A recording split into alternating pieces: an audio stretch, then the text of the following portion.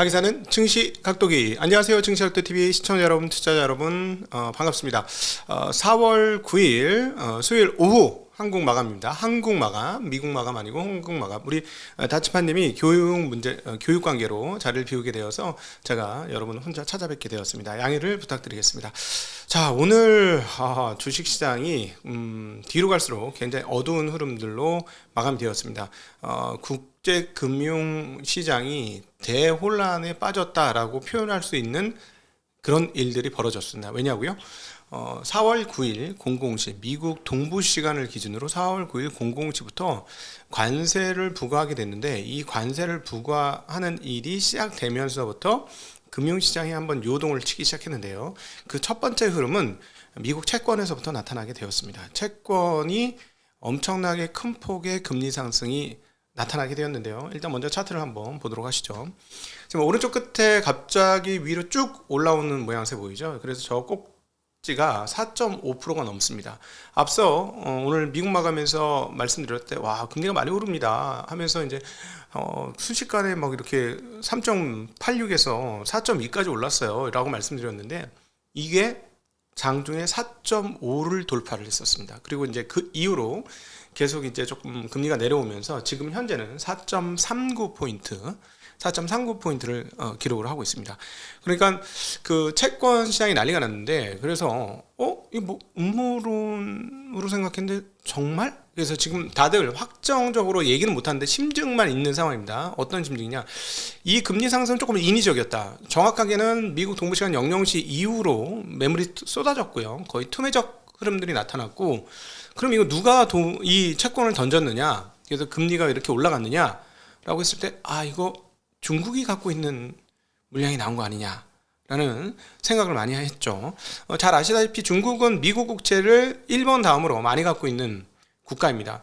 대략 1월 말 현재 미국 국채를 7,610억 달러 정도 들고 있다라는 것으로 미국 재무가 발표를 했고요. 그래서 오늘 뭐 한 500억 달러 던진 거 아니냐 뭐 이런 설이 있습니다. 그리고 미국 정부 채권의 약 한 10% 정도를 이걸 갖고 있는 개념이다 라고 외국이 보유한 것 중에서 뭐 그렇게 분석이 되고 있으니까 절대 적은 물량이 아니다라는 점. 그래서 그 중국이 국채를 팔게 될 경우에는 국채 금리가 휘청휘청거리는 이런 상황, 오늘 보셨던 그런 상황들이 있을 수 있다. 그래서 이게 이제 국제 금융에 어떤 영향을 미치게 될지 장담할 수 없는 그런 상황이다라고 볼 수 있겠고요. 그다음 또 하나 이제 미국 국채를 많이 들고 있는 나라가 있지 않습니까? 어떤 나라입니까? 네, 일본입니다. 일본 그 30년물 국채가 좀 역대급 그 채권 가격 급등, 즉 가격 폭락, 채권 금리 폭등, 가격 폭락이 나타나는데, 이것도 한번 보시죠. 지금 정말 깜짝 놀랄 정도로 금리가 크게 튀었어요. 그래서 이것도 이제 좀 긴 화면으로 한번 보시면 이렇게 금리가 튄 겁니다. 정말 깜짝 놀랄 만한 흐름이고요. 5년 내 뿐만 아니라 지난 10몇 년 내 이거 최고 금리까지 지금 올라오게 된 거예요. 즉 뒤집어 보면 일본 채권 금리도 지금 폭락을 했다라고 볼 수 있죠. 미국 국채도 많이 들고 있고, 그 다음에 미국 채권 금리와 연동되는 흐름들을 계속 일본 금리에서 보여줬기 때문에 지금 이런 시기 되면 어떤 문제가 벌어지냐면, 채권 가격이 이렇게 휘둘리게 되면은 그 채권의 기반이 되는 통화에 대해서 우리는 어떻게 생각해야 되는가 하는 좀 고민이 생기게 된다라는 것이죠. 그래서 이 부분이 향후에 어떻게 영향을 미칠 것인가, 그리고 만에 하나 정말로 중국이 팔았다면 여기에 미국은 어떻게 대응을 할 것인가, 또 굉장히 좀 문제가 되고, 또 따로 파악을 해본다면 미중 무역 분쟁이 정말로 본격화되는, 그리고 과거에는 상상할 수 없었던 그런 단계로 지금 접어드는 상황이다라고 볼 수 있겠습니다. 이 채권 매도로 인해서 금리가 오르고 있습니다만, 사실 근원적 걱정은 관세 시행으로 인해서 인플레이션이 일어나고, 이로 인해서 연준이 경기를 살리고자 금리를 내릴 수 있는 환경이 전혀 안 되는 상황이면 어떻게 하냐라는 게 가장 큰 이슈다라고 오늘 아침에도 말씀을 드렸었는데, 여기에 대해서 월스트리트 저널의 닉 티밀하우스 기자가 발언을 했습니다. 뭐 연준의 그 비공식 대변인 뭐 이렇게도 얘기하고 있는데, 연준이 끔찍한 딜레마에 직면했다라고 얘기하면서 앞으로 몇 달간 관세가 인상되면서 물가가 상승할 가능성이 높아졌다. 노동시장이 무너지기 전까지는 연준이 인하에 나서기 어려울 것이다. 선제적 금리 인하는 고려 대상이 아니고 금리 인하가 실제 충격이 발생하기 전에 어느 정도 완충작용을 할 수 있을지도 불분명하다. 예. 그러니까 이거 이제 저도 똑같은 생각인데요. 그러니까 노동시장이, 그러니까 실업률이 갑자기 폭증하고 그다음에 고용이 거꾸로지고 그래서 실업이 만발한 상황들이 펼쳐지지 않으면 웬간에서는 연준이 움직이기 힘들고요. 게다가 실업이 좀 높게 나온다 할지라도 이 관세로 인해서 인플레이션이 굉장히 위로 치솟게 된다면 네, 미국 연준이 금리를 내리는 건 굉장히 어려운 일이 될 겁니다. 그래서 끔찍한 딜레마에 빠졌다라고 표현하는 것이 정말 적정한 표현이 아닌가 싶습니다. 자, 그런데 이제 오늘 이 루머로 이게 중국에서 이거 매도를 친 거 아니냐라는 설도 있지만 사실 이 채권 금리 상승에는 다양한 지금 의견들이 존재하는데요. 첫 번째, 그 영구채 이제 발행을 미국이 앞으로 할 것이다. 그렇게 되면 미국채를 많이 가지고 있는 나라들은 지금 끙끙거리면서 이제 앞으로 어떻게 하냐라는 고민을 할 거라는 거죠. 그러니까 영구채로 금리가 없는 영구채를 발행해서 다른 나라한테 떠안기면 그게 일종의 세금이기 때문에 이걸 어떻게 해야 되나. 그 다음에 이제 요거과는 조금 방향성은 다르지만 그 달러를 매입해서 들어오려고 하는 외국 세력들에게 자본이득세를 부과할 수도 있다. 뭐 이런 이야기도 돌고 있습니다. 그래서 다양한 이야기가 돌고 있는데 어찌되었거나 트럼프발 이 관세 전쟁이 세계적으로 단기적으로 계속 큰 혼동을 보여주고 있는 그런 상황이다라고 볼 수가 있겠습니다. 자, 그럼에도 불구하고 관세에 대한 구체적인 협상 내용들이 이야기 회자되고 있는데요. 스캇 베센트는 베트남에서는 베트남 부총리와 수요일에 미국 재무장관 베센트가 회담할 예정이다라는 이야기도 돌고 있고요. 그 다음에 대만은 미국과 신속한 관세 협상을 취재할 예정이다라는 얘기했습니다. 그럼에도 불구하고 오늘 아시아 증시를 보면 한국 시장의 경우도 빠졌습니다만은 정말 눈에 띄는 나라는 대만입니다. 대만이 지금 며칠간 엄청나게 빠졌는데요. 오늘도 5.79%나 지금 폭락해 있는 상태고요. 그 다음에 일본 니케이 지수도 3.93%나 급락한 그런 상황을 볼 수 있겠습니다. 뭐 금리 상황이나 이런 것들을 보면 충분히 그럴 수 있는 상황이다라고 볼 수 있겠는데 대만과 관련해서는 또 다른 악재 요소가 등장을 했습니다. 트럼프가 TSMC에 대해서 미국 공장을 안 지으면은 너희들도 100% 관세 뭐 이런 경고를 했다고 하고요. 또 하나는 TSMC가 칩을 만들어준 게 화해 칩을 만들어준 것이다 라는 조사 결과가 나왔다는 이야기로 인해서 TSMC가 10억 달러 벌금을 물어야 된다 라는 뉴스도 나오고 있습니다.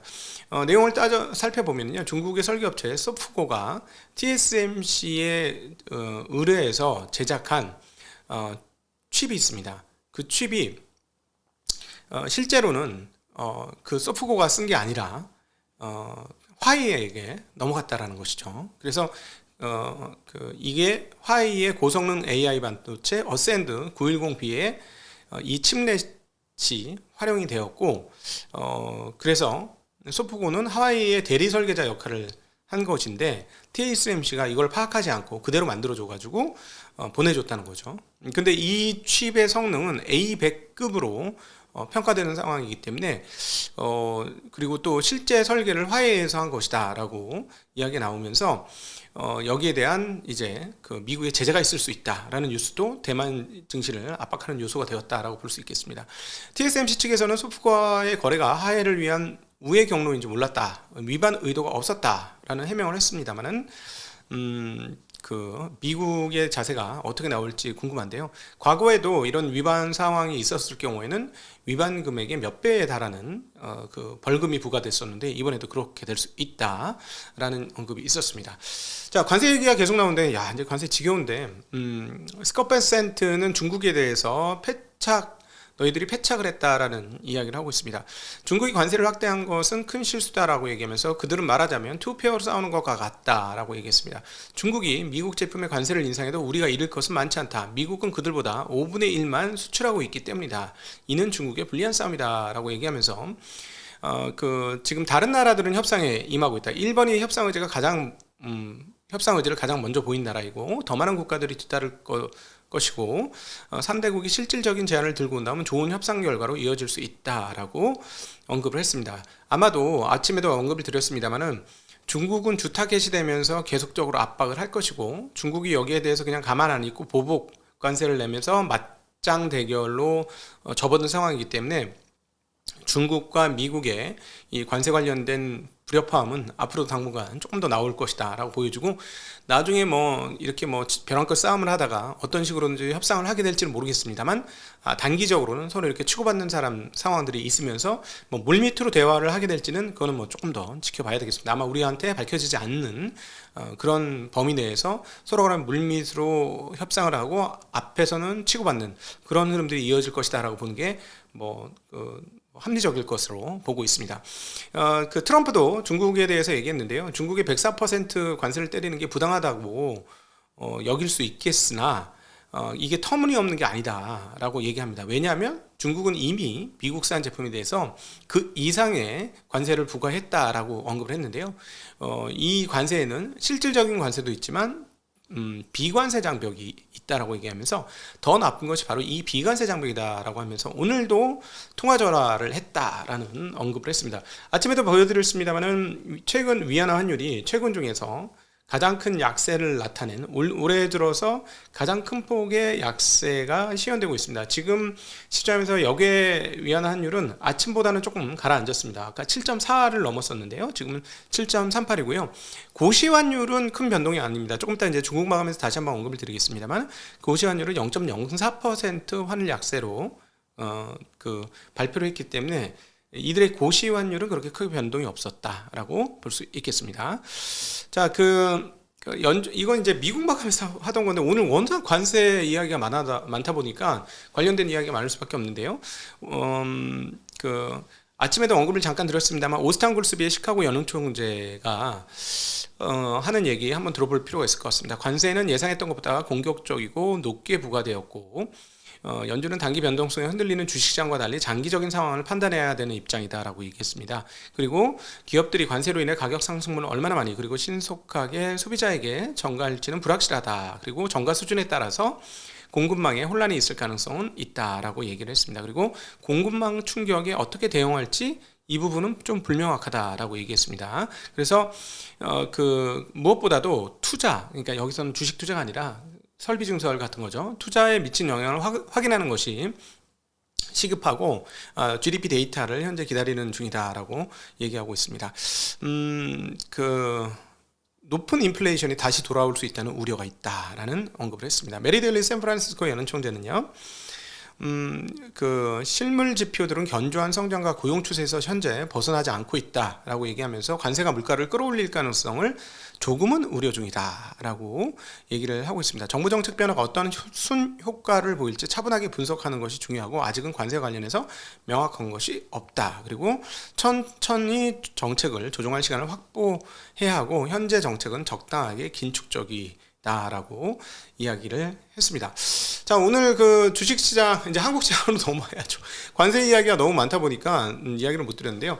오늘 한국 거래소 종합주가지수는 시초가에는 그렇게 빠지지 않았습니다만은 시간이 지나면서 특별히 점심에 이 환율 채권 금리가 위로 튀면서 폭락을 하게 되면서 시장 분위기가 굉장히 나빠졌다라고 말씀드릴 수 있겠습니다. 아까 말씀드렸듯이 금리가 팍 튀는 그 시점부터 주식시장도 같이 나빠졌는데요. 그래서 거래소는 2300이 깨져버렸습니다. 야, 또다시 2200을 보았는데요. 오늘 40.53포인트 1.74% 거래소 빠지면서 2293.70으로 마무리됐고 코스닥은 15.06포인트 2.29% 하락하면서 643.39포인트로 마감이 되었습니다. 오늘 상승 종목, 하락 종목 보면 하락 종목이 압도적으로 많았는데 그나마 조금 다행인 점은 막판 가면서 상승 종목이 조금 많아지고 하락 종목이 좀 줄었다는 정도로 말씀드릴 수 있겠습니다. 거래소는 상승 종목이 145개, 두 종목이 상한가, 보합 30개, 하락 종목 762개 기록했고요. 코스닥에서는 307종목 중에 9종목 상한가 가는 상승 종목을 기록했고 62종목의 보합, 그리고 무려 1346종목이 하락하는 모습을 보여주었습니다. 장중에는 1400종목이 넘는 종목이 하락하면서 아주 그냥 전면적인 하락의 흐름들을 보여줬다라고 말씀드릴 수 있겠습니다. 오늘 역시나 거래대금은 외국인들 끝없이 팔고 있고요. 외국인들도 지금 돈이 되게 급하다 라고 볼 수 있죠. 미국에서도 쫄리고 있고 그래서 빨리 돈이 되는 것을 팔아제끼는 그런 흐름들이 계속 나타나고 있는데, 오늘도 1조 정도의 매도를 했습니다. 장 마감 이후에 9,953억이었으니까 아마 장외까지 합치면 한 1조가 넘는 매도세를 낼 것 같고요. 오늘은 그것을 전부 개인이 받아주었습니다. 9천 약 400억 정도의 매수가 있었고요. 코스닥 시장은 개인이 782억 매수, 외국인은 972억을 매도했고, 기관은 거래소에서는 680억 매도, 코스닥에서는 240억 대의 매수 흐름들을 보여주었습니다. 오늘 강세 업종은 전기가스 업종밖에 없었어요. 그러니까 한국가스공사로 인해서 전기가스 업종 하나 오른 것 빼고는 전 업종이 하락을 했고, 종이목재, 오락문화, 의료정밀, 보험, 화학 등등이 약세 업종 상위권에 들었습니다. 그런데 이제 오늘 그 상승과 하락에서 그 특별히 눈에 띄는 건 뭐냐면, 대선 관련된 그 테마 주식들의 등락에 따라서 그 낙이 많은 종목, 하락이 많은 종목의 이 있는 업종은 이 하락 상위 종목, 특별히 이제 종이목재가 그랬죠. 대형포장 등등 해가지고 관련되어서 올라갔던 주식들이 크게 빠지면서 하락을 했고요. 오늘 상한가 간 종목들의 거의 대부분은 또 대선 관련주다라고 볼 수 있겠습니다. 그러니까 이게 이제 돌아다니면서 왔다 갔다 하는 그런 흐름들을 보여주고 있고요. 근데 오늘 이제 재미난 뉴스 중에 하나는 계룡건설 주가가 아마 장 초반에 많이 올랐었는데요. 아마 그 용산에서 대통령실이 자리 잡기 어려울 것이다라는 그 논의들이 나오고 있습니다. 청와대 들어가려면 시간도 걸리는데 용산에 자리 잡기도 좀 우스우니 그럼 어디냐 했을 때 그러면 세종시 가는 거 아니야? 라는 논의들이 있었다고 합니다. 그래서 충청도에 자리를 잡고 있는 계룡건설이 주가 강세였다 하는 것도 재미난 대목 중에 하나였다라고 말씀드릴 수 있겠죠. 자, 오늘 이제 종목별로 뉴스들 나오는 것 중에 가장 큰 뉴스는 하이닉스의 1분기 D램 시장 점유율이 그 삼성전자를 제치고 1위에 등극했다라는 뉴스가 오늘 가장 눈에 띄는 뉴스가 되겠습니다. 카운터 포인트 리서치에서 발표한 자료에 따르면 1분기 D램 시장에서 SK 하이닉스가 점유율을 36%를 차지했고요. 삼성전자는 34%, 마이크론 테크놀로지는 25%를 차지했다는 뉴스 발표를 했습니다. 오늘 그리고 이제 이렇게 어려운 상황에서도 강세를 보여줬던 종목 들 중에 발군의 종목들이 바이오 쪽에서 굉장히 많이 나타났었는데요. 전일은 퓨처캠이 굉장히 큰 폭으로 올랐고 오늘도 추가로 올랐습니다. 내용들을 한번 혹시 모르시는 분들을 위해서 말씀을 드리면, 전립선암 치료제 국내 이상 최종 결과를 발표했는데 객관적 반응률이 상당히 좋았다 라는 뉴스가 나오고 있습니다. 그러니까 60%의 객관적 반응률을 발표했다라는 것인데요. 그리고 이 60% 정도 수준은 이것과 비슷한 제품이라고 알려져 있는 노바티스의 플루빅토보다 높은 객관적 반응률이라고 합니다. 플루빅토의 경우는 이상에서 51%, 삼성에서 30%를 달성했기 때문에 이런 부분에서 시장에서 긍정적인 반응을 얻었다라고 볼 수 있겠습니다. 그러나 금일 전에는 6% 상승하고 또 15% 상승을 했습니다만 이 뉴스에 힘입어서 시장 분위기가 좀 좋지 않았고 해서 상승폭이 하락하면서 마감하는 그런 모습을 보여주었습니다. 2차 지표인 무진행 생존율 중앙값도 절반 이상 환자가 종양 증가가 나타나지 않아서 그리고 또 말기 전립선암의 완전관에도 13%가 나타나서 아까 말했던 노바티스의 플루빅토 대비 우수한 결과를 발표했다라고 언급이 되고 있습니다. 그리고 국내 조건부 허가 신청을 했고요. 다수 글로벌 제약사와 기술 이전 논의를 본격화한다라는 뉴스까지 나왔습니다. 그리고 올릭스가 있는데요. 오늘 이제 바이오 종목들이 눈에 띄는 종목이 많았습니다. 새로운 기술 수출 기대감에 오늘 주가가 큰 폭으로 상승하면서 마감을 했습니다. 기존에는 글로벌 제약사는 일라이 릴리와 약 9,117억 원 수준, 약 6억 3천만 달러 규모의 기술 이전 계약을 체결을 했었는데요. 요거는 이제 지방간염과 비만 치료제 후보 물질이었습니다. 이거 지금 일상을 호주에서 진행 중에 있는 걸로 알고 있는데요. 아직 완전히 안 끝난 걸로 알고 있는데, 이거를 이제 일라일리가 긍정적으로 보고 가지고 왔다는 건데요. 오늘은 그거 말고 또 다른 뉴스가 회자가 좀 되었습니다. 어떤 거냐면, 황반변성, 맞나? 예, 거 관련해서 또 다른 계약이 나오지 않겠는가 하는 기대감이 시장에서 돌았고요. 그걸로 인해서 주가가 많이 상승했다라는 뉴스도 전달될 수 있겠습니다. 자, 그 시장이 워낙 안 좋았기 때문에 그 대주주들의 주식 매수, 그다음 기업의 자사주 매수 소식에도 불구하고 주가가 빠지는 흐름들이 많이 나타나는데요. 대표적인 게 셀트리온입니다. 서정진 회장이 500억, 그다음에 홀딩스가 1000억, 그리고 관계사인 스킨큐어가 500억 도합 2000억의 그 주식을 장내 매수하겠다고 밝혔음에도 불구하고 주가가 떨어져서 마감이 되었습니다. 이 회사의 경우는 시가총액은 그 33조 원 정도 수준이고요. 그 다음에 매출액은 연간 3.55조, 그 다음에 영업이익은 4,920억, 순이익은 4,189억을 기록한 회사가 되겠습니다. 오늘 거래대금은 14.7조로 지난 금요일 날 말씀드렸던 18조에 비해서 많이 떨어졌고요. 그 다음에 고객예탁금은 57.8조, 신용잔고는 비슷합니다. 17조 조금 안 되는 16.9조, 그리고 신용 이 반대매매 관련된 그 이슈들이 이제 조금씩 발생하는 것 같습니다. 그거 반대 매매 안 당하려고 그렇게 하는 그 흐름들이 좀 포착이 되고 있고요. 그 다음에 한국에서 아마도 이렇게 주가가 많이 빠졌기 때문에 내일도 반대 매매와 관련된 신용 반대 매매와 관련된 이슈가 여전히 진행되는 상황이 아닐까 싶습니다. 자, 오늘 국내 소식인데 국내 소식보다 이 워낙 채권 시장의 그 변동성이 시장을 장악한 날이었기 때문에 채권 이야기를 많이 했습니다. 아마 이 부분들이 오늘 미국 시장에서 어떻게 반영되는지가 굉장히 중요하다고 판단이 되어지고요. 일단 좋은 뉴스는 아닙니다. 네, 미국 시장에도 긍정적인 뉴스는 절대 아니다라는 점. 그래서 만약에 지금 그 심증을 가지고 있는 이 채권을 중국이 팔았어, 만약에 이것이 미국 당국으로부터 확인되면 이 관세 무역 전쟁에 또 다른 국면이 펼쳐지는 것이기 때문에 자본시장에서는 좋은 뉴스는 아니다라고 정리해 볼 수 있겠습니다.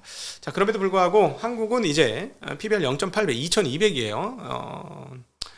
단기적으로는 모르겠습니다만 장기적으로 이 가격이면 그렇게 나쁜 가격은 아니고 나중에는 결국 이 가격 이상으로 올라섰던 게 과거의 경험치이기 때문에 희망을 가져셨으면 좋겠다 하는 말씀을 드리고 싶습니다. 자, 오늘도 함께 해주셔서 진심으로 감사하고요. 행복한 저녁 되시길 빌겠습니다. 감사합니다. 안녕.